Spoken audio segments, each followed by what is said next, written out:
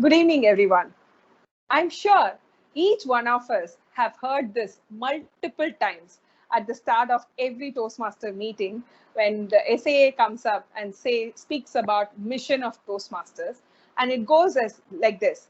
Toastmasters provide supportive and positive learning experience in which members are empowered to develop communication and leadership skills, resulting in a greater self-confidence and personal growth.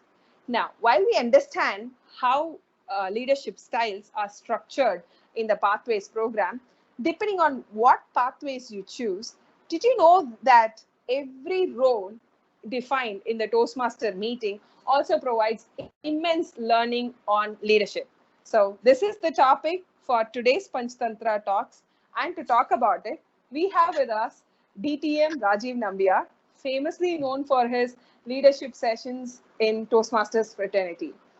I'm very privileged to introduce DTM Rajeev Nambiar, who graduated from Madras Christian College and has served as Gazetted Officer for 26 plus years in Comptroller and Auditor General of India. Today, he is founder and CEO of Freedom 19, a startup which facilitates essential skills enhancements training along with transformational coaching and mentoring. He is served as the area governor during 2012-13 and division governor during 2014-15 for District 82. Conferred the highest honor of Distinguished Toastmasters status twice in the year 2013 and 19. Winner of table topic contest at division level in 2016. Winner of international speech contest at division level rhetoric 2019. First runner-up in the Toastmasters International Speech Contest at division level rhetoric 2020. Apart from all this, he has also received various accolades in football, cricket, swimming, and martial arts karate. Thank you very much, DTM Raji, for accepting our invitation, and it's truly an honor to have you with us today. Thank you for the opportunity. Thanks. So we'll go on with a series of questions, Rajiv. So I'll start asking questions one by one, and I would love to hear your thoughts on each one of those. So the first question is that, it's about very simple, the Toastmaster meeting roles. All of us think that, oh, I'll take up the role and do something. What we should not think it so trivially, but I think what people have to understand, and I would like you to describe the importance of meeting roles and how critical it is in preparing, in preparation when members take up these roles, and how does it help in the leadership journey as well? Well, if I have to give you a single answer, it will be difficult, but let me make it very easy for you all to understand what it is all about. I would equate Toastmasters like to a football team. All right. Now, let's take it this way that we have 11 players in a football team, and you have the best footballers. You have Lionel Messi, you have Ronaldo, you have XYZ, Zidane. Every player is there in the team. You have stalwarts in the team. All right. 10 players are stalwarts. And then you find a goalkeeper who thinks that there's 10 players are there, and why should I do my job? Let me sit idle and watch these guys doing what they're doing. And the same thing is in Toastmasters. If the sergeant at arms thinks that, let me start the meeting with less energy, somebody will pick it up. Or the Toastmaster of the day thinks like, okay, I have done this for umpteen number of times. Once again, let me do it. Or if the speaker comes on the stage and says, I am the winner of the international speech, I'll give my strip shotty service. Or the timer says like, it's okay if somebody goes above the time limit. Let's give him a leniency on that. Or the R counter sleeps and says, I'll only make sure that I find the hours of my enemy who's speaking. So all this comes up. So what happens is when there is no unison between these players, you'll definitely lose. People outside will think, oh, they had a lovely team, and still why are they not making it? So everybody's role in a Toastmasters meet is not trivial. Everything is important. I have known people who tell, oh, I'm only doing the timer's role. I tell them, listen, boss, why don't you do the timer's role in a different way? You show it through a graph. or you tell them how much time you have spent in starting a table topic. And I used to do that. I used to tell people, when the table topic is given to you, it took you 6 seconds to start the topic. And the speakers are surprised. Oh, you're counting all that. I said, that is I'm giving you feedback. So how you evolve as a Toastmaster, taking each role in its spirit and making sure that the team is always as good as the members it possesses. So every role is important, madam. That's all my conclusions. Excellent. I think very valid point, and very nice example that you quoted about the timer role. I think all of us also have to learn how do I do my timer role, each and every role. Why not only timer? Each and every role differently. And so well said about the energy, right? I think we spread the positive energy. I mean, if I am positive and I am talking positive, it automatically sort of spreads into the team, and that is a very, very critical aspect to the whole meeting itself. Thank you so much. And so the next question is going to be more like a rapid fire question. So Okay. what I'm going to do is I am going to tell you each meeting role, and if you can tell me one or two leadership traits that a person learns from taking up that role, right? So that's how the thing. Are you game for it? Sure. Okay. So first one, easy one to start with, SAA. I would say voice and noise of the club. Okay. Okay. All right. TMOD. A smooth talker leads from the front. Okay. And TT Master. Most feared person, villain. Yep. Okay. And General Evaluator. Headmaster. Okay. Devil's Timer. advocate. Yep. Timer, Okay. I would say he basically is a time manager. That's Yep. straight on him. Correct. And R counter. Attentive listener. And grammarian. English teacher. Then TT speaker. Experimenter. Okay. So you spoke about a corollary. Now, if you have to sort of also attach one of the leadership, one of the qualities of leadership that you would want to attach, what would you call it as? If I have to attach all these roles, I would say the leadership quality is foresight. Okay. Okay. And could you elaborate why you would say that? And a foresight thing is, especially in Toastmasters, the Murphy's Law is always in force.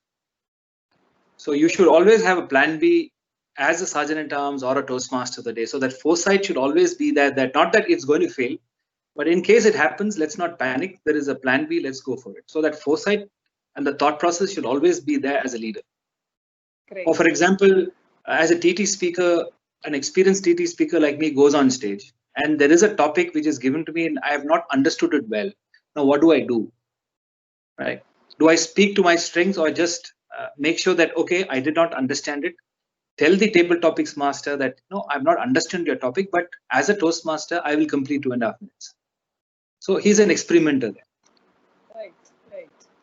True, very true. I think very well said. And most of the time it does happen in terms of there are a lot of things that could go wrong even when the meeting is on. One is about before the meeting, and also as the meeting progresses, you see a lot of things going wrong. More so now with the added virtual meetings, we have the so-called network issues and not able to hear those things adding up to our this series of things. So very well said, thank you so much. And so now we move on to the third topic. So this is about everyone knows about meeting roles and XCOM roles. It's there in the many websites and all that. There is also this extended team, right, that supports the XCOM members in terms of helping with each one of the roles, whether it's VP or VPM, VPPR. There is an extended team who also works at the back office And now I wanted to, if you could just throw some light in terms of how these members could develop leadership capabilities through this extended team. So what we will have to understand is that it's not only when I take up an XCOM role that I get to perform something and learn from that. It is also equally important that you get a hands-on experience from the extended team as well. Now, if I have to take one particular role, let me take the XCOM role as Vice President Education, because that's an thankless job, I would say. I'll tell you why later on. Now, when he or she has a second line, that the first thing is that the VP is actually creating a second line of a leader. All right. It is not that the 7 XCOM members run the show. It is they are just the forefront, and these are the people who are shadow leaders. All right. They get to know prior hand before taking up an XCOM role that what are the necessities, what are the hardships the XCOM members are going through. So when there is an understanding that the VPE is also working really hard, automatically this information as a shadow leader cascades into the other members. Otherwise, what happens is the VP takes everything onto himself. And when another member says, like, I'm not coming today for the meeting, and then there's a shadow leader walking up and telling, listen, you know how much time and pain it takes to run a meeting? When he explains it, there's a lot of impact. So my first thing is, when you have a second extended team, it is actually creating second line of leaders to take over from the current leaders. So it's very important to have an extended team, and it's also very important for the extended team to work in sync with the XCOM members. Some people, I've seen most of the clubs, they say we are extended team, but the VP does not involve them. Or when the extended team is called for, they don't come forward. So there is a gap. So I would say is an extended team is very important, because it's not advocated by Toastmasters, but we do it as a best practice. So there is no dearth of leadership, it's always a flow. The second line is very, very important, in my view. Very true, very true. And I think that is, like you said, where this is something that's not there in any this thing, but it's a very it's the best practices, and that we want to follow. And every leader has to also have a successor. So I think that way. So the VPE, the shadow team of VPEs, actually is almost as good as the VPE themselves. So one more thing, madam, is that sorry to interrupt. No One issues. thing is that what happens is the entire club is not reliant on these 7 people. If there are no 7 people, the shadow leaders will take over and the meeting runs on, isn't it? Because it's very easy to cancel a meeting, but it takes a lot of guts and courage to run that meeting. So if I am the VP, I'm not available, then I know my second line will take. So it's for the health of the club. Second line of leadership is very, very important. Got it. Absolutely. And you did say that you will say why VP is a thankless job. I'll tell you now. Yeah. Yeah. So that is on the question. So we are going on to the last section. So before I go to the last section, you can answer that question, and then we'll. Why VP's role is very important is that, as I told you, with my experience, you will find that the agenda is filled on Wednesday, and on Saturday morning, you'll find 70% of the people are missing from the agenda. So, as a VPE, what it has taught me is to be cool enough, even though you're boiling in the inside. You just want to pick up your phone and then give all the 75% of the members a voice that this is not done. But you manage it, you firefight it, and then you go ahead with a smile, you take it over. And this transcends into your life also. Sometimes it does not work accordingly. You just say, okay, there were so many meetings, I ran it with people. Big deal. I'll go ahead. I think so. It molds you as a person when you're a VP.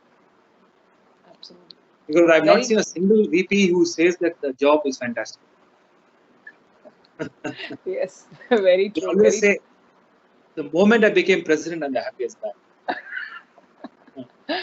In fact, I get my mentees to do the VP's job without telling them what it is. And once they get inside, they keep calling me and saying, "What, sir? You gave me such a tough job." I said, "You go through the 6 months, and then you become the person you have to be." Absolutely. Great. I think you learn the art of convincing people to come. That's the number one thing. People management and convincing them to even give a speech itself is a challenge. And more so, like you said, getting them to actually come on that day and give the speech without, having to, absent themselves. So very valid point. So the last question, Rajiv, is about, it's about the learning key takeaway. So what do you regard as, the number one learning or very interesting role play that you have seen or that you could recall in your Toastmaster experience? Yeah, taking off from the VP's role, I think so the most important skill set which I've learned is patience. Be responsive rather than panic. I'll give you a small example, one little episode it's still etched in my memory, because after that, the way I started looking into life as well as Toastmasters changed.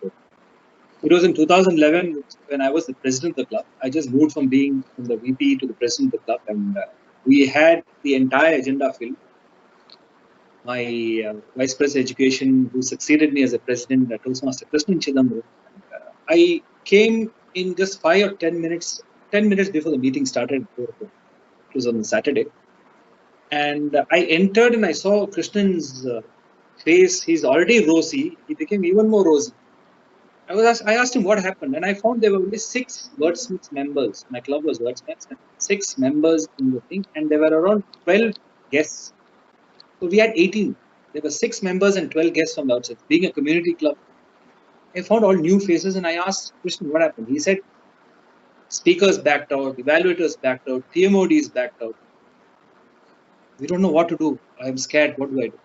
I said, Murphy's Law is always rampant in Toastmasters, so not to worry. It took me a little time because I was angry with, as was Krishnan Chidambaram. I said, I took the agenda and I said, listen, not to worry. You do your TT Masters role. You do an evaluation for my speech, because I always carried speeches with me as a backup. So I said, you will do the evaluation for me. I will do the evaluation for Rajan. No problem. I will do the president's role as well as the PMO. Nothing, not to worry. Suddenly, I was about to start the meeting. We realized that there's no sergeant at all. So immediately, I didn't, because everybody was seated, and I just got up and I started the sergeant by saying that, welcome everybody, good evening, and Toastmasters is not a bureau of great speakers. It is a place where speakers come, learn, and grow and become better speakers. So I had this, because I started my career as a sergeant at arms, so it is etched in my memory. I had this muscular memory, and then I let it out. And from here, I turned and I said, I would like to invite the president of the club. Gave it to myself, and I gave my introduction, introduced the guests. Then from here, I said, okay, now I introduced the TO Modi, and I took it from here. I started the meeting. The general evaluator, we played the role. I gave a speech. I did an evaluation. I spoke a table topic. The meeting went on for 2 hours with just 6 members and wordsmith. Meeting was just before the adjournment. We had 2 members. One was from Kuwait and one was from Dubai.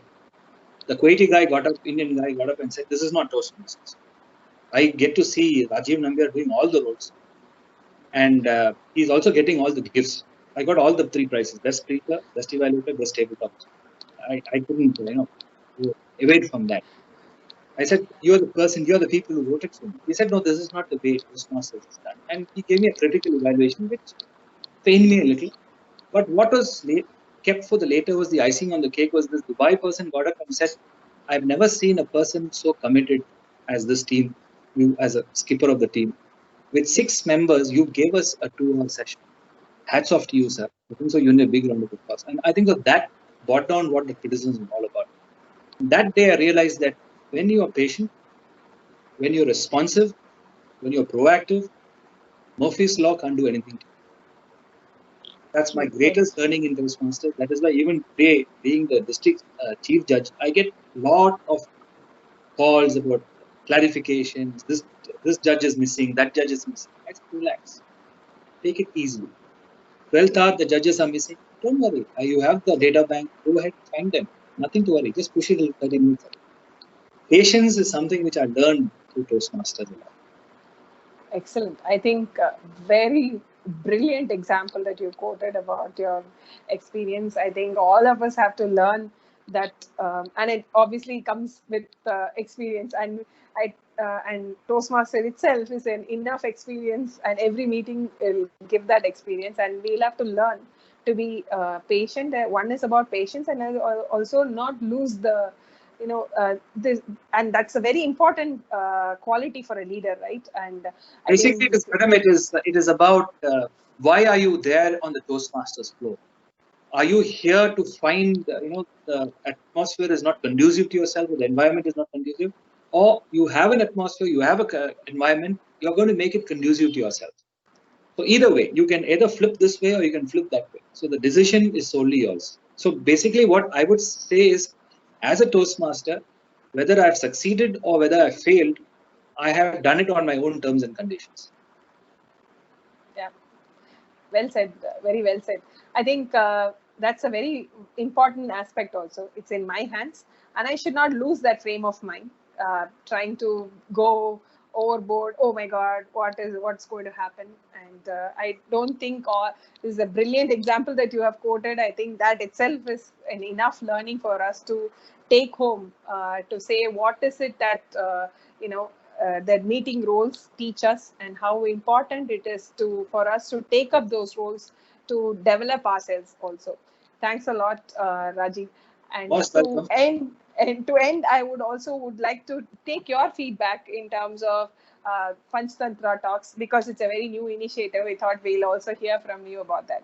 Well, I'm really overwhelmed that young Toastmasters are taking this message to the people who can see it online and understand that Toastmasters is just not about communication leadership. It is about learning things. In fact, I joined Toastmasters to make friends. And today I've added one person in the guise of Toastmaster Kritika as my friend. So this is what Toastmasters. We should not be too microed saying that communication, leadership, project speeches. It is about what you want to bring onto the table and then overcome it. So, and Panchatantra, you are doing the right way, taking forward not only to the L&T Toastmasters, to all the Toastmasters fraternity, that, okay, this is also Toastmasters. Right? And I always believe that if you look at the tagline of Toastmasters, it says where leaders are made. I believe that's a wrong tagline. I believe leaders are not made in Toastmasters, but they are trained in Toastmasters. That is my understanding of Toastmasters. Great. Thank you so much. A good work. I think you're doing a fantastic job. Thanks a lot, Rajeev. And thank you so much. And I think I must say that it's really a privilege to have you with us today. And thank you for spending the time with us for this episode of Panchatantra Talks. Pleasure always. Thank you.